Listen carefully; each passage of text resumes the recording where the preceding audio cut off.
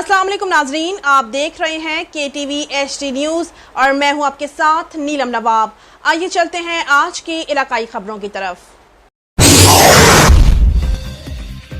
खबर शामिल करते हैं मुबारकपुर से। राव मोहम्मद नदीम की रिपोर्ट के मुताबिक 12 साल पुराना मसला हाजी गुलाम मुस्तफ़ा जोई और मलिक इम्तियाज घरवाला के दरमियान दुकान की मलकियत का मसला। SHO नौशहरा जदीद सुहेल आमिर चौधरी मुत्तहदा मरकजी अंजुमन ताजरान मुबारकपुर के मरकजी सदर वहीद अब्बासी मसन की काविश से दिन रात मेहनत करके दुकान का मसला अल्हम्दुलिल्लाह हल करा दिया।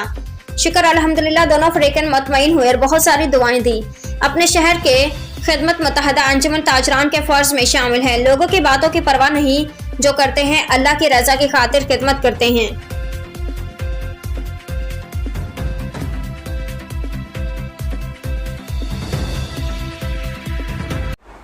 नाजरीन, मजीद खबरों और अपडेट्स के लिए देखते रहिए KTV HD न्यूज़ पाकिस्तान।